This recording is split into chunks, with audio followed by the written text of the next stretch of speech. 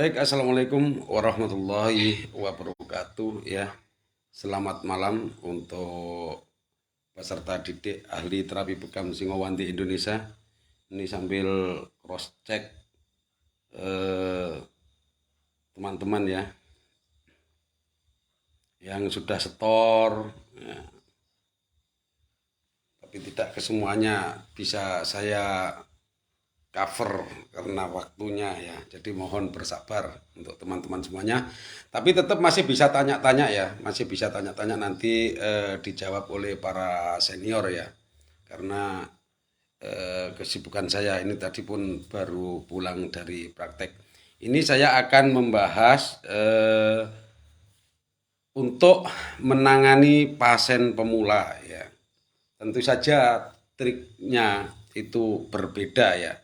Di saat kita menangani orang yang sudah biasa bekam dengan orang yang belum pernah berbekam itu eh, triknya itu berbeda ya. Apalagi yang membekam juga pemula. Kadang orang itu kalau bekam pemula dia belum tahu ukuran tarikan orang sehingga merasa nyaman itu belum tahu. Ya. Kadang ada yang ditarik kuat, sekuat-kuatnya sehingga terjadi blaster. Nah, kalau blaster itu kadang-kadang pasiennya nanti mengeluh rasa sakit, akhirnya nggak mau bekam lagi. Ya, jadi penanganannya adalah ketika kita praktek dalam orang yang sudah biasa bekam, itu Anda tarik kuat pun tidak masalah, dia nggak akan terasa sakit ya, nggak akan terasa sakit. Karena apa? Karena kulit dan tekstur daging yang sudah biasa dibekam dia itu akan lentur ya, sehingga ketika ditarik itu misalkan 3 pompa 4 pompa sampai nggak bisa ditarik pun itu kadang-kadang nggak nggak terasa sakit. Itu orang yang sudah biasa bekam, bahkan minta ditarik lagi. Tapi tetap kita tidak boleh berlebihan ya, tidak boleh berlebihan walaupun orangnya sudah sering berbekam, nariknya kita juga harus ada standarnya ya.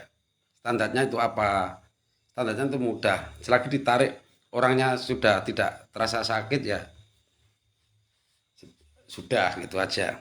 Nah, untuk menangani pasien yang pemula agar setelah dibekam itu tidak terasa sakit, tidak terasa nyeri, terus merasa rileks, tentu saja ada triknya, nggak boleh diaur.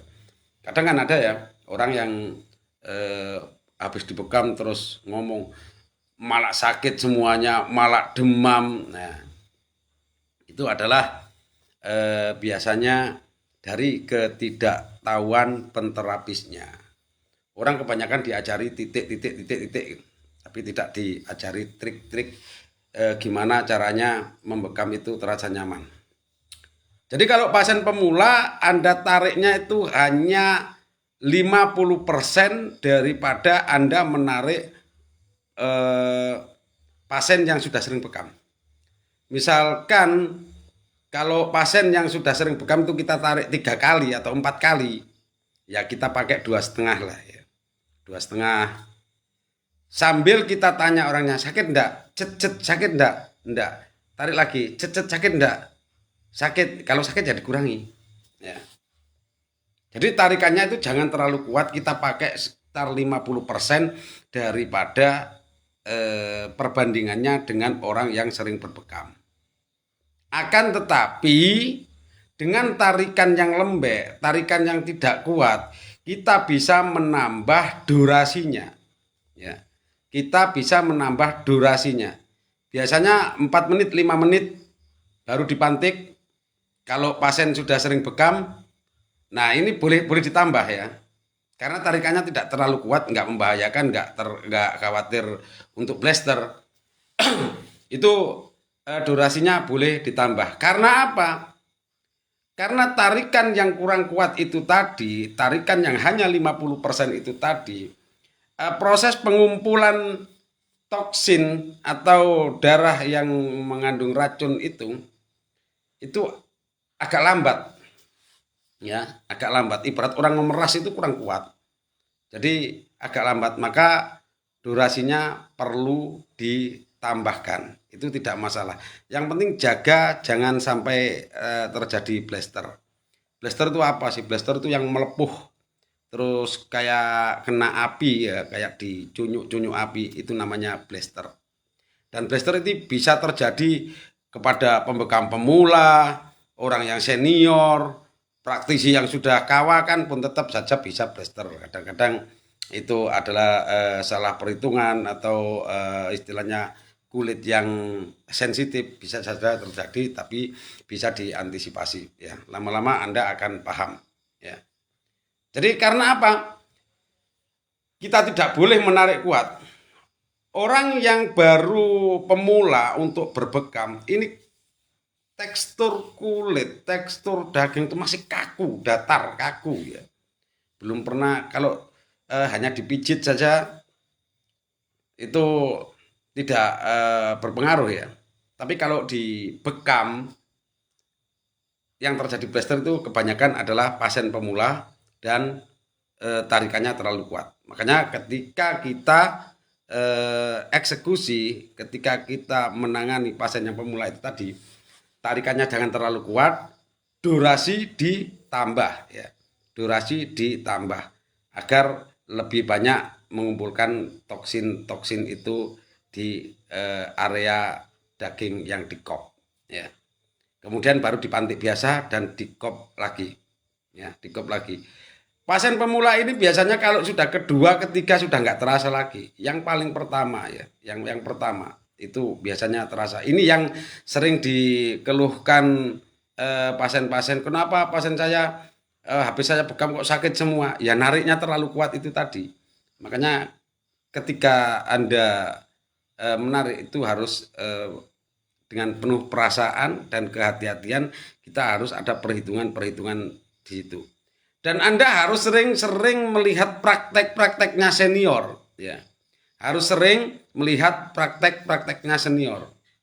Kalau Anda tidak pernah melihat prakteknya, cara pemantikannya, cara ngekop, cara ngutip darah, Anda tidak akan berkembang ya. Jadi saya memberikan satu pelajaran itu adalah Anda juga harus bisa mengembangkan sendiri dengan memetik satu pengalaman dari teman-teman panjenengan. Kalau soal titik per titik semua adalah dari saya, tapi kalau pengalaman praktek itu mau macam-macam. Seperti pemantikan ujung jari. Ini banyak sekali trik-triknya, banyak sekali teman-teman itu yang mempunyai teknis-teknis yang berbeda. Itu enggak masalah, itu variasi ya. Yang penting jangan merubah instrumen-instrumen yang saya ajarkan. Itu ya. Jadi untuk teman-teman ini banyak sekali ya. Saya lihat di postingan di grup-grup itu yang menanyakan kenapa pasien yang saya bekam setelah dibekam melepuh kayak terbakar. Nah inilah ya, pentingnya ada guru itu seperti itu. Ya. Ada yang habis dibekam terus jarum semua sampai 1 minggu, ya itu tadi. Karena terlalu kuatnya tarikan, sedangkan tekstur dari kulitnya itu kuat, ya, keras, akhirnya menimbulkan satu efek pemadatan di dalam otot itu tadi, akhirnya rasa nyerinya itu lama sekali, bisa 3 hari, 5 hari, bahkan bisa 1 minggu. Tapi itu hal yang wajar. Itu bukan termasuk efek samping bekam, bukan. Kalau bekam otomatis tidak ada efek sampingnya ya, tidak ada sama sekali efek sampingnya. Kalau ada efek samping tentu saja Rasulullah sudah memberitahu kita ada efek sampingnya ketika kita berbekam. Itu hanya satu akibat dari kurang jelinya atau kurang pengalamannya atau kurang kemampuan dalam praktek gitu aja ya. Jadi itu hal yang wajar dan hal yang biasa. Untuk penjelasan masalah penyakit-penyakit yang detail, penyakit yang kronis saya jelaskan di grup WA ya. Saya tidak mau menjelaskan di FB ya. Biar kalau di FB itu kan banyak guru ya. Jadi biar dijelaskan gurunya masing-masing. apalagi masalah non medis ya, masalah non medis akhir-akhir ini banyak penterapis yang dihadapkan dengan non medis ini adalah mau tidak mau kita sadari atau tidak, seorang penterapis bekam nanti pasti akan berhadapan dengan non medis yang tidak diketahui. Ini yang harus kita antisipasi dan harus kita betul-betul siap dengan adanya itu ya. Jadi paham ya, untuk pembekaman pasien pemula tarikan jangan terlalu kuat, 50% saja dibandingkan dengan pasien yang sudah sering bekam. Akan tetapi durasinya bisa ditambah agar toksin yang terkumpul betul-betul sempurna dan bisa dikeluarkan secara tuntas. Demikian, semoga bermanfaat untuk teman-teman yang belajar di grup WA. Monggo dipersilahkan terus tanya-tanya di grup WA.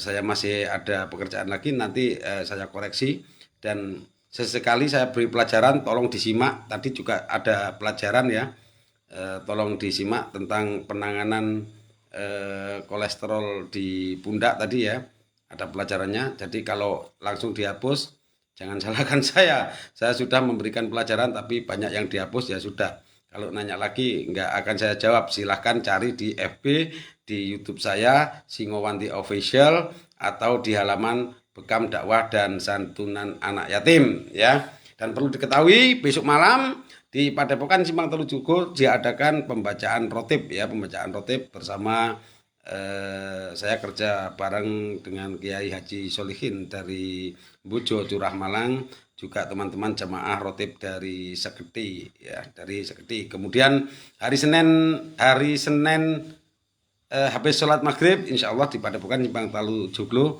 mengadakan santunan anak yatim ya. Terima kasih saya ucapkan. Wassalamualaikum warahmatullahi wabarakatuh.